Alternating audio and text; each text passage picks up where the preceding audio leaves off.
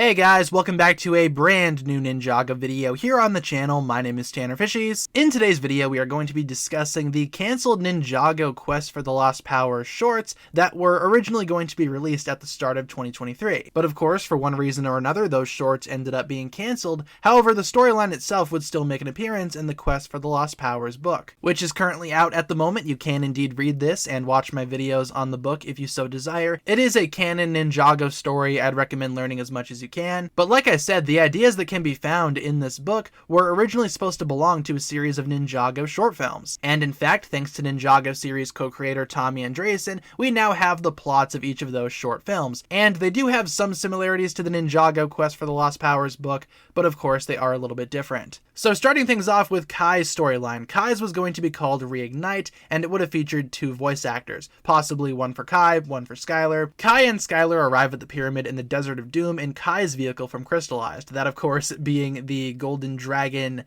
Raider. Couldn't think of what that was called for a second. It is battered, and it's implied that they had a run-in with the giant desert beetle, whatever that name is, on their way there, possibly the same one from Ninjago Season 11. Skylar is displeased. Under the baking sun, she remarks that this was not what she signed up for when she agreed to go with Kai on a hot date. Kai comes clean and explains why they are here. This is the location where Asphira robbed him of his elemental power, and last he was here, it was an exploding volcano ignited by his elemental fire. However, now the volcano is extinct, and only the pyramid remains. Kai's hope to restore his element drops here. They decide to explore the pyramid just the same. In the throne room, they find dozens of small origami snakes, but beyond that, there is no life here. Those origami snakes being the same ones that Asphira made, we saw that already. They explore deeper. Eventually, they come across a bunch of charred skeletons. It turns out the Fire Fang, Asphira's huge fire snake born from Kai's elemental power, has retreated here and she is still burning. Battle ensues and she gives birth to several smaller fire snakes, the full elemental ones, not mummies. Kai and Skylar, armed with his katana, hold their own and try to get close to the Fire Fang. If Skylar can replicate her firepower, there may still be a chance that she will be able to reignite Kai's fire. If, as they dispense of the last of her fiery spawn, she slithers deep into the pyramid, Kai and Skylar follow. And that's all we got for this story right here. Now, like Tommy Andreasen said previously, these storylines were not supposed to complete their arcs here. They were not supposed to get their powers back in the stories, rather they would set up their powers to return in Ninjago United. So presumably, if these shorts were to have been a thing, Ninjago United would explain how the ninja got their powers back fully, with these shorts only providing some setup. But yes, that was Kai's. Very similar to how it appears in the Quest for the Lost Powers book. Obviously, Kai and Skylar still battle the Fire Fang, but of course there are some minor differences in both the stories. Once again, would highly recommend checking out the Quest for the Lost Powers book if you guys have not done so just yet. Moving on to Zayn's storyline, which was going to be called Refreeze and would have featured 3 to 4 voice actors, we meet Zayn in a frozen wasteland, the Never Realm. Pixel's voice booms from the sky, insisting this is a very risky endeavor. If he fails, his code may be overwritten or eradicated completely, or all his circuits may burn out. The danger is real. We learn that Zayn is in the Samurai X cave, but in a deep hibernation-like trance. He has ventured into his subconscious to unlock his elemental power, and has gone to confront the Ice Emperor. Zayn himself when his element was at its strongest. Pixel is his operator on the outside, a la The Matrix. I like that comparison quite a bit. On his adventure, we deal with Zayn's semi-PTSD, his guilt of the pain he caused when he was the Ice Emperor. There are dangers in the Neverrealm, as Zayn is being stalked by Vex, his former right-hand man, who controls a reincarnated Boreal. Pixel must act quickly and allow access to the memories of the Titanium Dragon, which Zayn dreamt of during the tournament. Code streams in and manifests the Titanium Dragon. An epic Dragon Rider versus Dragon Rider battle ensues, but Zayn is overwhelmed by the ice powers of Boreal and must rely on his flight skills and some well-placed shuriken throws. In the end of the film, he defeats Boreal for now, and he can continue on his journey towards the Ice Palace, where his powerful alter ego awaits. This simulated journey into the self allows for interesting opportunities, such as having Dr. Julian as an active character.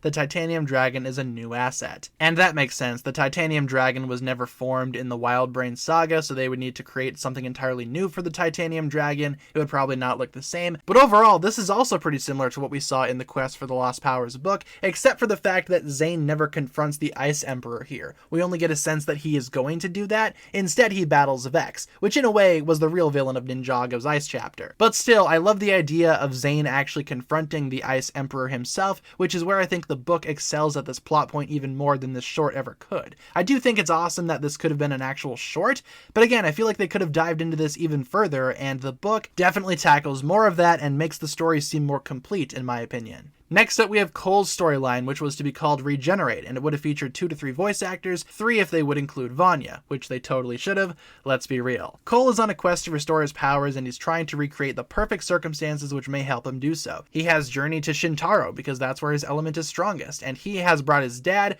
which is the reason he unlocked his full potential. Now he is venturing into the dungeons of Shintaro, headed for the heart of the mountain, the legendary temple of the Earth Masters. But he will only be able to open the gate if he manages to restore his powers before they get there. As the film opens, Cole and Lou are having a conversation about Cole's mother Lily, who was the previous Master of Earth, but they are interrupted by dye bats and rock spiders coming at them from all directions. It becomes a fight-or-flight scenario through a series of well-known Shintaro locations. Cole must rely on his trusty hammer, and Lou proves surprisingly capable, being a skilled dancer, and having been taught a trick or two by Lily. I like that quite a bit. Lily trained him, that's awesome. Even his golden voice comes in handy to distract, battle, and escape the creatures. When Lou gets into mortal danger, Cole saves him, shows signs of his earth elemental powers coming back, but there's clearly a long way to go, and there's a lava monster looming waiting for a rematch in the dungeon ahead. So this one is very different from the actual quest for the Lost Powers storyline featuring Cole. In the book, Cole retires to a farm and actually helps out the farmers with their pesky neighbors. Here, he travels straight to Shintaro. His dad is still part of the trip though. Lou is still part of the equation, which I really enjoy,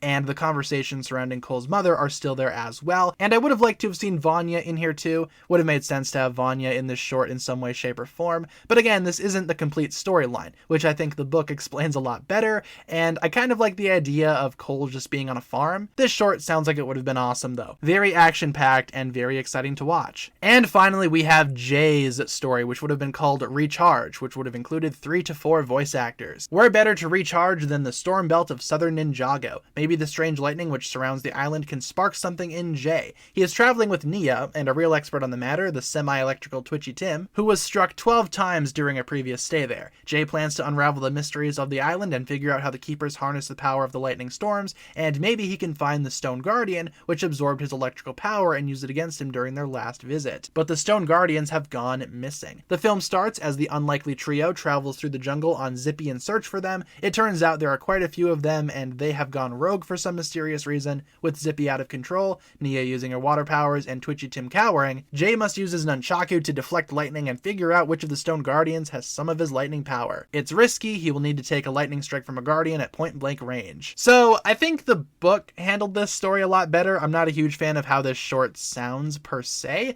I do think him traveling to the island of the keepers makes sense. In the book, they just travel to some random island, but having them travel to the island of the keepers would have been cool. I just can't really see that working for Jay, considering the fact that storm is implied to be a different power entirely than lightning. But who knows, maybe it would have worked out. I can't really say, but I feel like this still would have been my least favorite of the shorts overall. But it does sound like it would have added a lot more to Ninjago's already existing lore, as opposed to having new things pop up in the book, you know, new island, new tribe, all that good stuff. You can see remnants of this storyline in the book, but I'm not really sure if this storyline would have worked out. I kind of prefer what the book showed us. I think it's also worth mentioning that Nia is confirmed to have had her powers in this short. In the book, it's only suggested that Nia's powers have returned. I'm sure the short would have showed it explicitly. But of course, with that being said, that'll just about do it for today's video. Those were the 4 canceled Ninjago shorts that would have came out earlier this year for 2023, probably before the events of Ninjago's upcoming United series. And I feel like even though these shorts were canceled, the storylines are still prevalent in the Quest for the Lost Powers book,